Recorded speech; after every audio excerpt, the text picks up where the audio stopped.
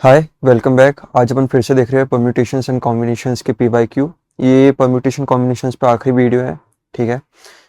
इसमें अपन सारे questions discuss करने वाले जो 2025 में आए थे। ऑलरेडी इस टॉपिक पे एक वीडियो आ चुकी है, तो फिर अपन आगे कंटिन्यू करते हैं। तो ये क्वेश्चन आया था 9 अप्रैल शिफ्ट 2 में। ये क्या बोलता है? The number of integers between 100 and 1000 having the sum of the digits equals to 14। मान लो आपका नंबर है ABC, ठीक है। ये आपका एक 3 डिजिट नंबर है और हर डिजिट ABC कहाँ से बिलोंग करेंगे? ए बिलोंग्स टू 0 से 1 2 3 ये 9 तक, ठीक है। ये क्लियर है। अब क्या बोलता है कि अपन को ऐसे नंबर्स बताओ 100 और 1000 के बीच में जिनका सम 14 होगा, मतलब A plus B plus C equal to 14। अब देखो ऐसे क्वेश्चंस को अप्रोच कैसे करते हैं। इसमें अपन है ना 2-3 केस ले सकते हैं। जैसे क्या कि मान लो A equals to B equals to C। अगर अपन ऐसे देखें कि equals to B equals to C, ऐसे नंबर कितने हैं जिनका सम 14 आ रहा है? एक केस ही हो सकता है। अब एक केस ये हो सकता है कि कोई से भी दो सेम हो जाए, या तो ए सी हो जाए, है ना, या ए सी ए हो जाए, या सी ए। समझ रहे हो? ऐसे करके आपके ये एक केस हो सकता है। तीसरा केस क्या हो सकता है कि भाई देखो ए बी और सी तीनों ही डिफरेंट है, ठीक है। 3 केसेस अपन को काउंट करने हैं, इससे अपना आंसर इजिली आ जाएगा। चालू करते हैं। देखो मान लो अगर तीनों डिजिट्स इक्वल हैं तो क्या होगा? a plus a equal to 14, 3a equals to 14। तो a की वैल्यू 14/3 जो कि एक प्रॉपर इंटीजर नहीं आएगा। तो इसका मतलब क्या है कि देखो a तो कोई इंटीजर ही हो सकता है 0 से 9 तक के बीच में, लेकिन क्योंकि वो इक्वल मतलब a आपका 14/3 करके कोई एक इंटीजर नहीं आ रहा, तो ये केस तो पॉसिबल नहीं है। अब दूसरा केस देखते हैं जिसमें है ना आपके दो नंबर्स कोई से भी सेम है। तो फॉर एग्जांपल अपन कंसीडर कर लेते हैं a इक्वल्स टू b है, तो 2a plus c equal to 14, ठीक है। अपन को पता है a और c कहाँ से कहाँ तक लाइक कर सकते हैं? 0 से लेकर 9 तक, ठीक है। ऐसा नहीं, देखो जो भी आपका a होगा ना, जैसे आपका 3 डिजिट नंबर देखें, 3 डिजिट नंबर में a b c में ये तो आपका 0 से 9 तक हो सकता है, ठीक है, क्योंकि ये 0 वैल्यू ले सकता है। ये भी आपकी 0 वैल्यू ले सकता है, लेकिन ये 0 वैल्यू नहीं ले सकता। क्यों? अगर 0 वैल्यू ले लेगा तो ये कुछ ऐसा बनेगा 0 फॉर एग्जांपल 1 2। तो ये तो ऐसा नंबर है जो 100 से लेस है, इसलिए अपन a की वैल्यू हमेशा कहाँ से देखेंगे? 1 से लेकर 9 तक, ठीक है। तो अगर अपन ऐसे केसेस कंसिडर करेंगे तो आपके पास ये सारी पॉसिबिलिटीज आ रही हैं, ठीक है। 1 2 3 4 5। अब ये जितने भी हैं ये आपस में 2 फैक्टोरियल तरीके से अरेंज हो सकते हैं, ठीक है। ठीक है, तो अपन के पास टोटल 5 सेट्स हैं, सारे 3 फैक्टोरियल तरीके से अरेंज हो सकते हैं। लेकिन क्योंकि दो नंबर जैसे ए सी बनेगा, तो इसका परम्यूटेशन क्या होगा? 3 factorial upon 3 factorial upon 2 factorial. तो 3 फैक्टोरियल अपॉन 2 फैक्टोरियल हुआ, ठीक है। लेकिन एक अपन -1 भी करेंगे। -1 क्यों करेंगे? क्योंकि मान लो ऐसा कुछ नंबर है 7 0 और यहाँ पे कोई सी है। अगर मैं उसको उल्टा करके तो 0 7 C, यहाँ पे तो 0 एक्सेप्टेबल नहीं है। तो इस वाले केस के लिए 7,0 वाले केस के लिए अपन सिर्फ एक ही काउंट करेंगे, इसलिए -1। तो 15 -1 14। एक केस ये आ गया। एक केस ये था जिसमें तीनों इक्वल है, एक केस ये था जिसमें दो सेम है, ठीक है। अब ये केस देखते हैं, इसमें तीनों ही डिफरेंट है। इसमें कुछ नहीं करना पड़ेगा। एक अपन ट्रिक ये लगा सकते हैं कि ऐसे तो बहुत सारे काउंट आ जाएंगे, तो अपन क्या करते हैं ऐसे जब गिन लेते हैं कि a greater than b greater than c, ये जो भी फॉलो कर रहे होंगे उसका पहले काउंट कर लेते हैं, ठीक है। तो देखो a की वैल्यू अगर मैं 9 लूँ, ठीक है, 9 ले सकता हूँ, 9 8 7 6 5 4 ऐसे करते हैं 1 तक ले सकता हूँ मैं a की वैल्यू, ठीक है। अगर मैं a को 9 लेता हूँ, b को 5 लेता हूँ और c को 0 लेता हूँ, तो 9 + 5 14, 14 इक्वल टू 14, ठीक है। तो सेटिस्फाइबल है। ऐसे करके आपने सारे केसेस निकाल लिए हैं, ठीक है। अब देखते हैं इससे कितने बन सकते हैं आपके नंबर्स। देखो इसमें देखिए तो 1 2 3 3 3 9 10 10 नंबर है आपके टोटल, जिसमें से अगर मैं 950 को लूँ, ठीक है, अगर मैं 950 को लूँ, अगर मैं इसका अरेंजमेंट देखूंगा तो देखो यहाँ पे तो आपका 0 आ नहीं सकता। ये वाला केस अपन को कंसिडर करना पड़ेगा। तो अपन क्या करते हैं, जितने भी ऐसे नंबर जिसमें 0 नहीं है, 1 2 3 4 5 6 7 8, ठीक है, पहले इनका काउंट करेंगे 8 इंटू 3 फैक्टोरियल, क्योंकि 3 तरीके से अरेंज हो सकते हैं। फिर +2 करेंगे, कौन कौन से नंबर के लिए? इस नंबर के लिए, इस नंबर के लिए +2। देखो ये आपस में कितने तरीके से अरेंज हो सकते हैं? 3 फैक्टोरियल तरीके से, लेकिन अपन को वाले नंबर भी माइनस करने पड़ेंगे जिसमें पहले 0 आ सकता है, तो इसके लिए -2 फैक्टोरियल करेंगे। तो 2 टाइम्स 3 फैक्टोरियल -2 फैक्टोरियल, तो ये आ जाएगा 56। इसको मैं एक बार एक्सप्लेन और कर देता हूँ। जितने भी नंबर में एक बार जीरो आ रहा है, अगर उसको मैं परम्यूट करूंगा तो हो सकता है यहाँ पे जीरो आ जाए, ठीक है। तो उसके लिए अपन क्या करेंगे, 2 इंटू 3 फैक्टोरियल माइनस 2 फैक्टोरियल, ठीक है। इसमें दूसरा एक अप्रोच क्या कर सकते हैं कि भाई जैसे अपन ने 3 केसेस लिए थे, अभी ऐसा करो A B C equal to 14 है, तो सारे ही निकाल लो। जैसे कि पहले मैंने ए की वैल्यू 1 ले ली, तो बी की और सी की क्या वैल्यूज आ सकती है, इसकी सारी पॉसिबिलिटीज लिख ली है। फिर ऐसे ही ए अगर मैं 2 लूंगा तो कौन कौन सी पॉसिबिलिटी आ सकती है, ऐसे करके टोटल जो भी काउंट आएगा उनका सम कर दो। ये एक ब्रूट फोर्स अप्रोच हो गया। फॉर एग्जाम्पल जैसे ए की वैल्यू मैंने 1 ली, तो बी और सी को क्या, मतलब बी और सी का टर्म का सम आना चाहिए 14 माइनस 1 13। तो देखो 4,9 हो सकता है, 5,8 हो सकता है, 6,7 हो सकता है, ठीक है। 3 केसेस है, तीनों ही आपस में 2 फैक्टोरियल तरीके से अरेंज हो सकते हैं। तो 3 इंटू 2 6। तो ए इक्वल टू 1 के लिए 6 पॉसिबिलिटीज आ सकती है। ऐसे करते करते आप 9 तक निकाल सकते हैं। ये ब्रूट फोर्स अप्रोच हो गई, ठीक है। अब जल्दी जल्दी करते हैं। देखो ये क्वेश्चन आया था 4 अप्रैल शिफ्ट 2 में। ये क्या बोलता है कि आपके पास 4 मैन और 4 वुमेन है ग्रुप ए में, और कहता है कि 5 मैन और 4 वुमेन है आपके ग्रुप बी में, ठीक है। आपको बोला है कि अगर आपको मैन और वुमेन से 4 लोग निकालने हैं तो कितने तरीके हैं जिससे अपन ये काम कर सकते हैं, ठीक है। इसमें देखो अप्रोच अपन क्या कर सकते हैं कि जैसे देखो ए ग्रुप में 4 मैन 5 वुमेन है, ग्रुप बी में 5 मैन और 4 वुमेन है, ठीक है। अपन को टोटल 4 चाहिए। तो फॉर एग्जांपल जैसे मैंने यहाँ से 1 मेल ले लिया, ठीक है, और यहाँ से 3 मेल ले लिए, ठीक है। ऐसे और कर सकते हैं, यहाँ पे 2 मेल ले लिया मैंने, यहाँ पे कितने 2 मेल ले लिए, ठीक है। ऐसे कर सकते हैं।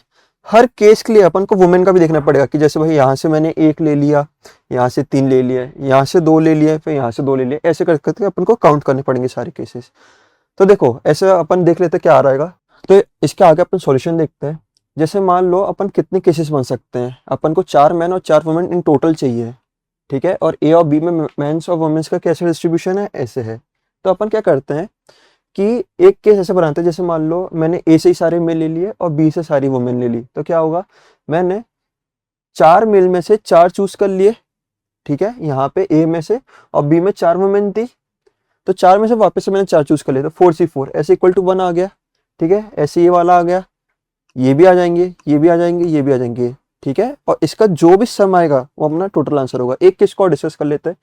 फॉर एग्जाम्पल ग्रुप ए से मैं 2 मैन लेता हूँ 2 वुमेन, और ग्रुप बी से 2 मैन 2 वुमेन। तो देखो ए में कितने मैन थे, ए में आपके 4 मैन है, तो क्या होगा 4C2, ठीक है।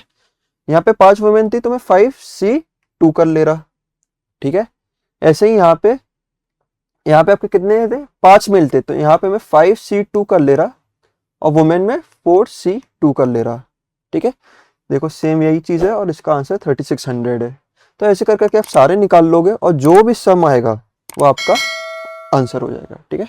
अब देखो ये एक इंटरेस्टिंग क्वेश्चन है। ये आया था आपका 29 जैन शिफ्ट 1 में। ये क्या बोलता है कि एक वर्ड दिया आपको है ना, GTWENTY, ठीक है, इससे बना हुआ। अब क्या बोलता है कि मान लो इस वर्ड को, इसके जितने भी लेटर्स है, इसको मैं, इसके जितने भी परम्यूटेशंस हो सकते हैं लेटर्स को मिला के, उसको मैं अल्फाबेटिकली अरेंज करता हूँ।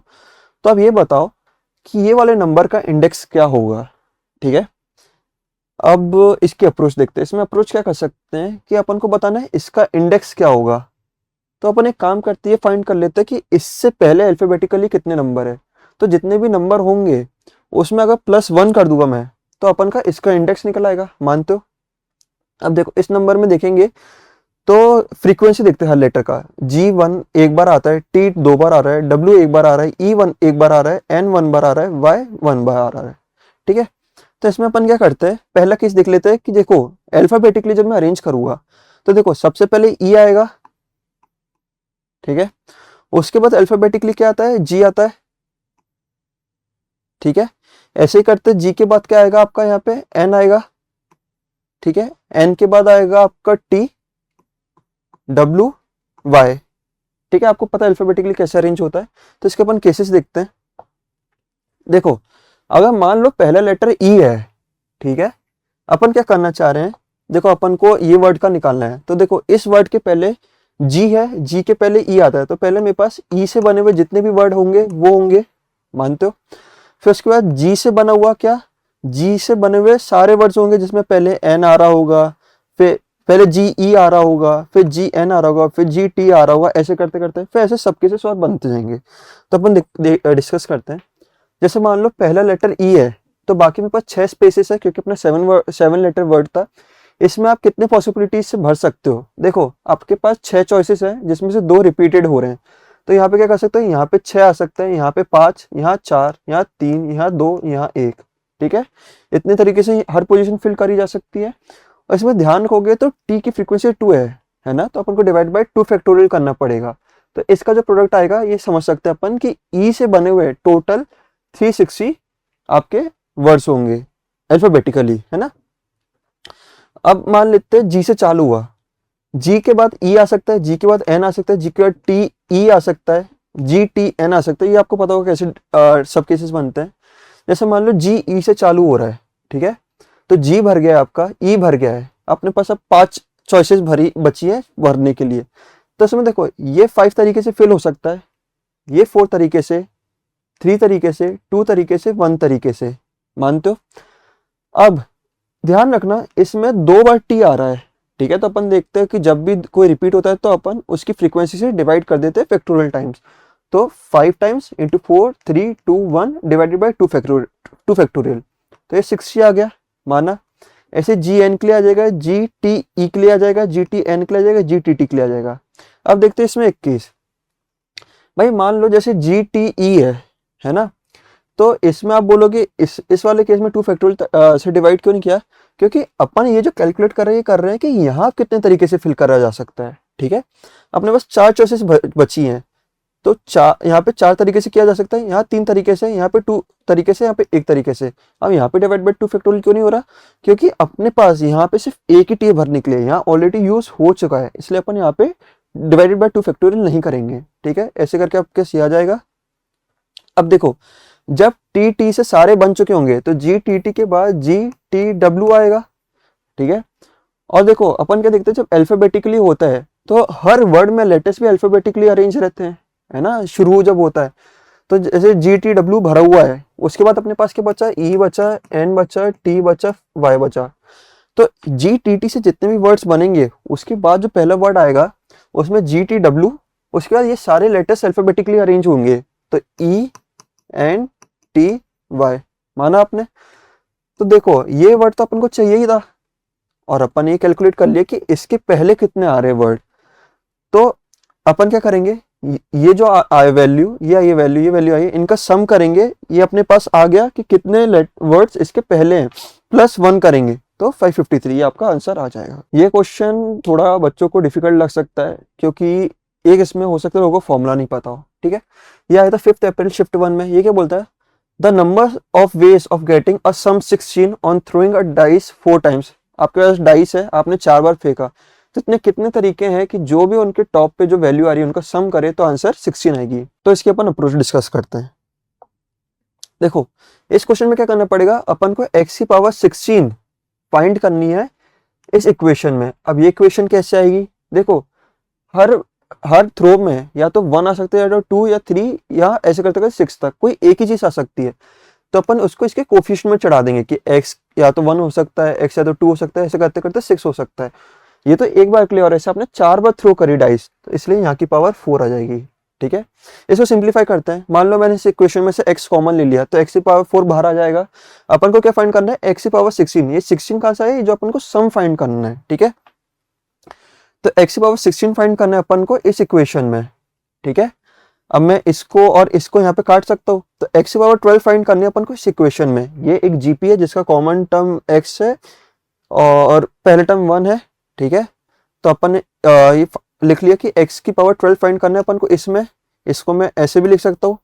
ठीक है, अब देखो इसका तो आप खोल लोगे एक्सपेंशन, इसका जिसको पता होगा वही इसका आंसर फर्दर सॉल्व कर पाएगा। देखो ये आपने फाइंड कर लिया पहली वाली चीज।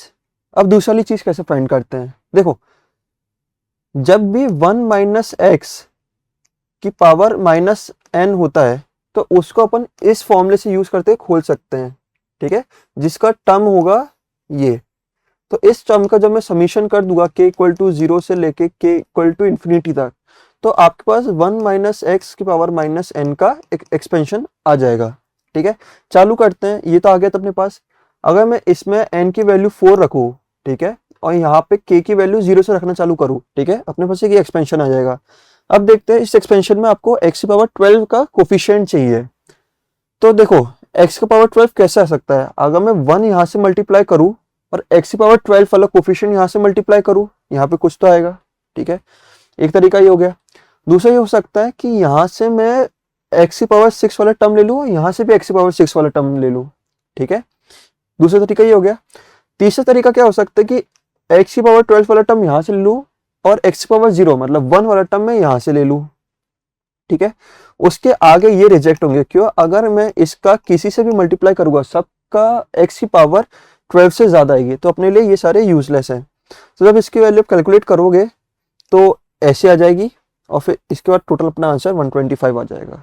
ठीक है, तो देखो ये अपन ने ऑब्जर्व किया कि इस साल जो क्वेश्चंस पूछे गए थे बहुत थोड़े ट्रिकी टाइप के थे। मतलब ऐसा नहीं था कि पीएनसी के हैं तो आपको प्रॉपर पीएनसी के फॉर्मूले लगा के यूज करने पड़ेंगे। पहले आपको बेसिक केसेस खुद से ही सोचने पड़ेंगे, तभी आप ला सकते हो। और जहां तक मैंने ऑब्जर्व किया, आप सारे क्वेश्चंस को खुद से भी बिना पीएनसी के अगर नॉर्मली आप इसको सोचोगे तब भी आप सॉल्व कर पाओगे। ठीक है, तो प्रैक्टिस करिए। हो सकता है आपको ये समझ नहीं आई होगी वीडियो, एक बार और देखिए, ध्यान से देखिए, समझने की कोशिश करिए, और कुछ भी डाउट लगेगा तो बताइए। अपना फीडबैक ज़रूर दीजिएगा कमेंट्स में। अगर आपको सीरीज़ पसंद आ रही है तो प्लीज़ लाइक करिएगा, शेयर करिएगा और सब्सक्राइब करिए हमारे चैनल को। Thank you.